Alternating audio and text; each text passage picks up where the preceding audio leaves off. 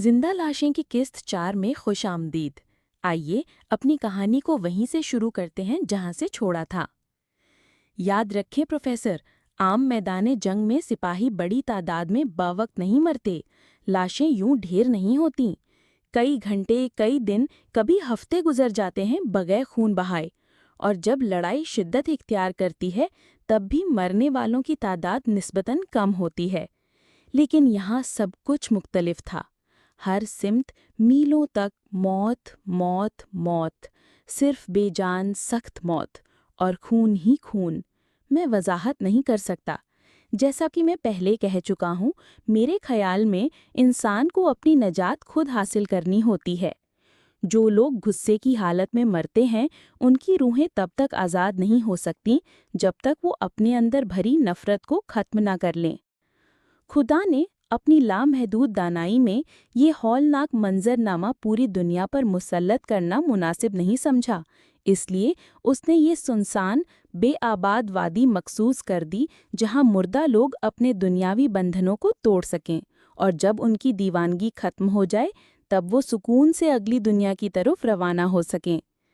नहीं, ऐसा कोई इंसान पैदा नहीं हुआ जो इस जगह, इस बर्फ में जमी जहन्नुम का अहाता तहरीर में कर सके। फ़ज़ा में पागलपन की बू बसी हुई थी। इन भटकती रूहों के चेहरों पर वहशतनाक कहर की वो भयानक झलक थी जो किसी को भी लर्जा दे। वो कत्ल करते और कत्ल होते जा रहे थे। ये ज़बाहगाह थी, जैसे कोई अजीमुशान ज़बाह खाना हो।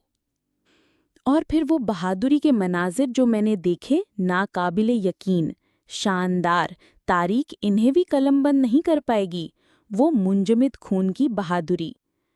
धुंध से लिए आसमान में भूतों जैसे पायलटों के ज़ेरे कंट्रोल तैयारे परवाज कर रहे थे, झपटते, ज़मीन पर गिरते, बाज़ोकात शौलों में लिपटे हुए। हवा में झूलते गुब्बारे शौलाजन होकर टीलों में बिखर रहे थे। एक बोसीदा कब्रिस्तान के बीचों बीच, जहाँ कभी एक छोटे से चर्च के खंडरात थे, पत्थरों के ढेर में छिपा एक स्नाइपर अपना खूनी खेल खेल रहा था। उसकी कमीनगाह एक कब्र थी जहाँ से लाशें बाहर फेंकी जा चुकी थीं।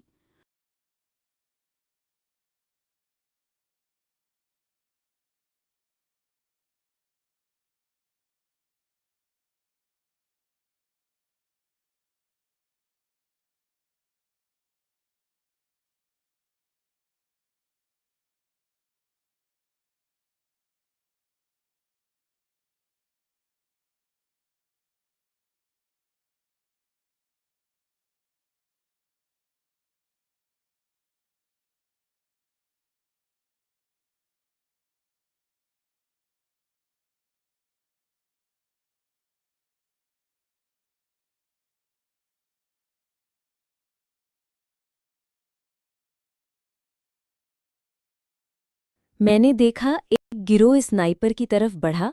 चेहरे पर इंतकाम का अज़म साफ दिखाई दे रहा था।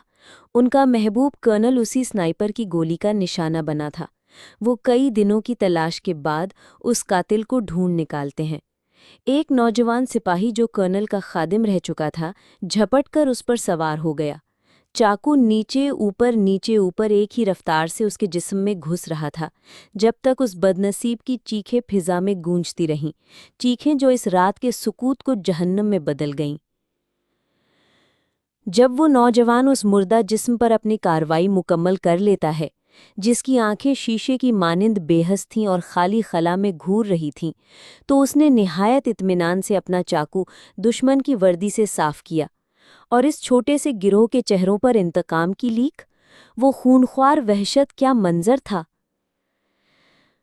अचानक आसमान चीख उठा। एक गोला दंदनाता हुआ आया। वो लोग बचने के लिए दौड़े, मगर बहुत देर हो चुकी थी, और यूं वो हौलनाक तमाशा चलता रहा, बेइख्तिताम, बेरहम। इस वादी में जहां मुर्दे जिंदा रहते हैं, किसी को सुकून नसीब नहीं। ये इंसान नहीं थे, दरिंदे थे, खून के प्यासे, पागलपन की इंतहा। वादी के किनारे, एक छोटे से जंगल के किनारे, कुछ अंग्रेज सिपाही खुदकार बंदूकों के साथ मोर्चा जन थे। उनके सामने एक छोटा सा निशेबी मैदान था, जिसके दरमियान एक घाटीदार सड़क बल खाती गुजर रही थी। وادی کے دوسرے سرے پر جرمنوں کا ایک گروہ چھپا بیٹھا تھا۔ یہ دونوں گروہ ایک دوسرے کے خلاف زندگی اور موت کی جنگ لڑ رہے تھے۔ یہ دو گروہوں کے درمیان موت کا کھیل تھا۔ دونوں نے ایک ساتھ اپنی گولیاں ختم کی۔ ایک خاموش رضامندی سے دونوں گروہ نے بندوقیں پھینک دیں اور میدان میں ایک دوسرے پر جھپٹ پڑے۔ یہ وہی نشیبی میدان تھا جو کبھی پرامن ہوا کرتا تھا، اب اس کی مٹی پر خون برس رہا تھا۔ ہر گروہ میں 20 سے زیادہ آدمی نہ تھے۔